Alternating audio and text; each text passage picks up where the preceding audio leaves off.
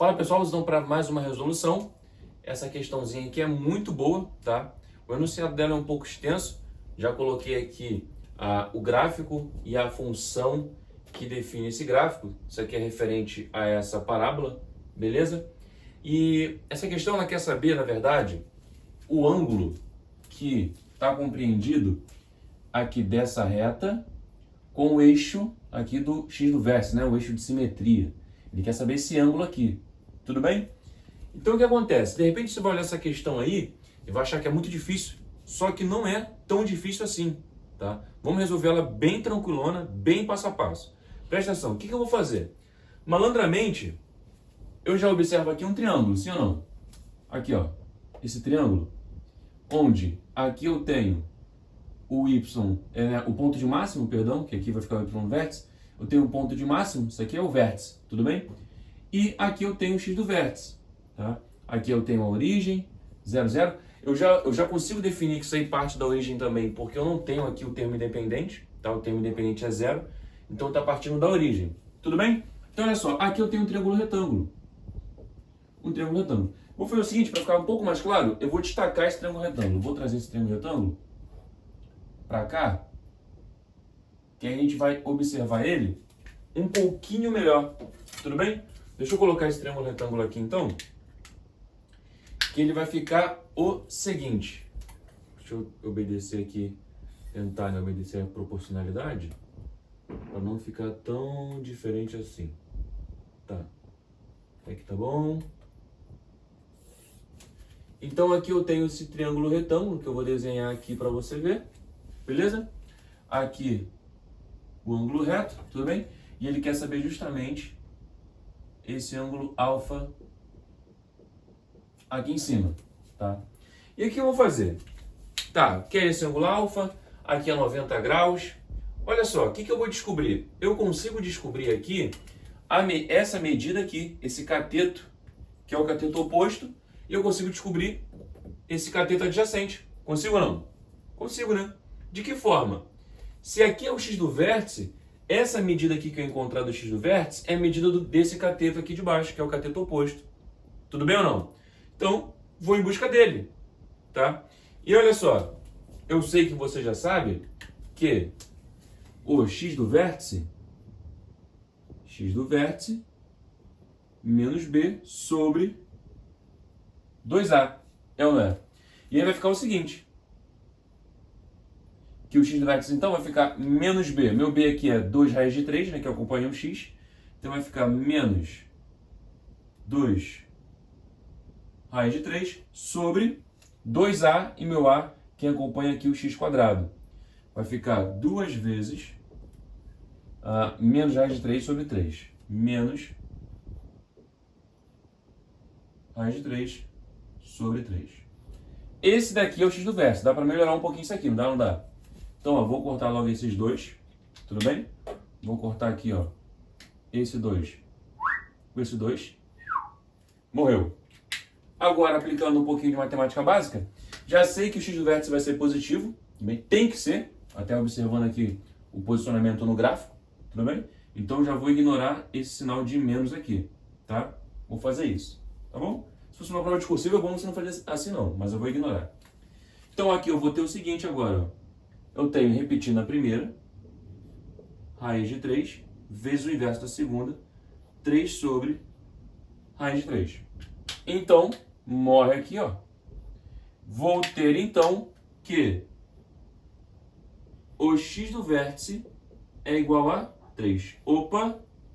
Se o x do vértice é 3, então esse cateto ali, que é o cateto oposto, né, ao alfa, esse cateto aqui, ele mede, na verdade, 3. Tudo bem? Vamos agora em busca desse cateto adjacente? Porque você já deve estar percebendo o que eu quero fazer aqui, né? Mas vamos em busca desse cateto adjacente aqui, que, na verdade, quem é ele? Ele é o y do vértice. Realizando, então, o y no vértice, só que o y do vértice nada mais é do que o quê? Ele é o f do x do vértice. né? Eu prefiro fazer assim às vezes, tá? Às vezes eu acho que assim é bem mais fácil. Então eu vou pegar esse 3, vou jogar aqui dentro da função, e aí a gente vai ter o correspondente, que é o y do vértice. Então o y do vértice será igual a f do x do v. X do v é 3, vou pegar toda a minha função no lugar do x e colocar o 3, tá? Então fica, ó, menos raiz de 3 sobre 3, menos raiz de 3 sobre 3, vezes x ao quadrado, né? No lugar do x coloco o 3, vou colocar 9 direto, tudo bem?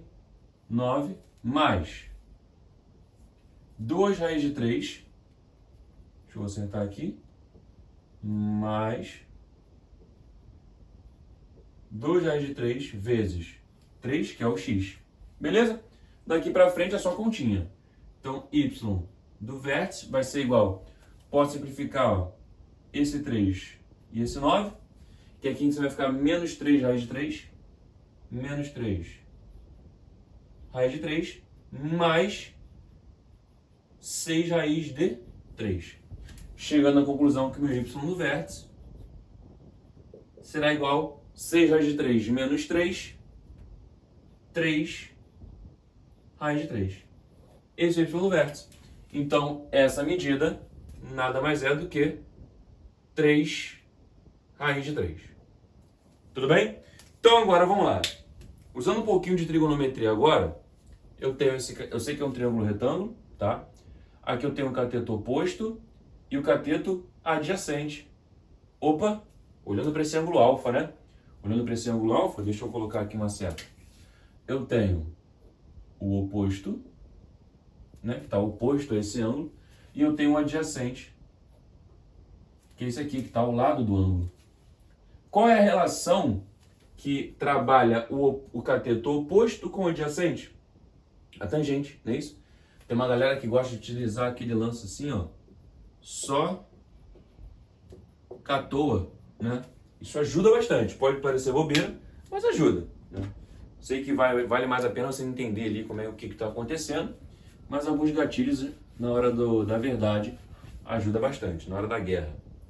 Então eu tenho que a tangente de alfa, deixa eu colocar aqui, ó, vou ter que tangente de alfa, observando que alfa é um ângulo agudo, tá? Menor que 90. Então, tangente de alfa vai ser oposto, que é 3, sobre... Nossa, ficou esquisito isso aqui. Sobre, deixa eu colocar aqui para você, sobre adjacente, que é 3 raiz de 3.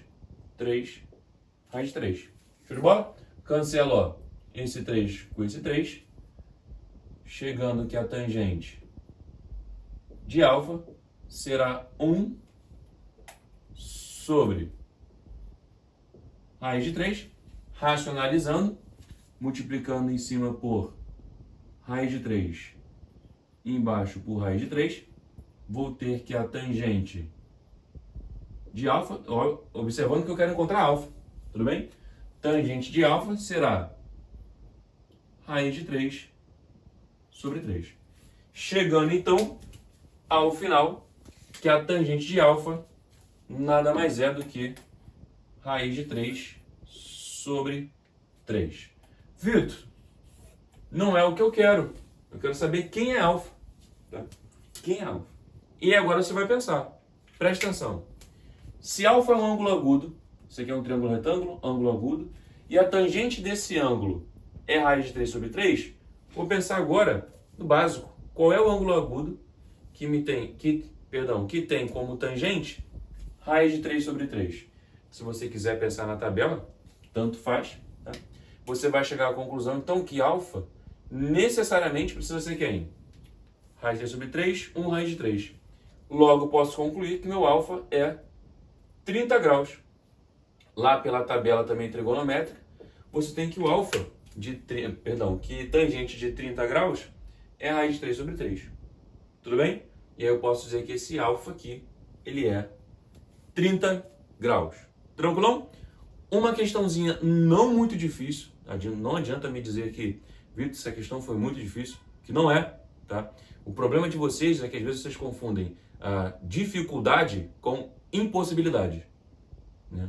Uma coisa é um exercício ser difícil, Outra coisa é impossível. Se for impossível, ninguém faz. Impossível.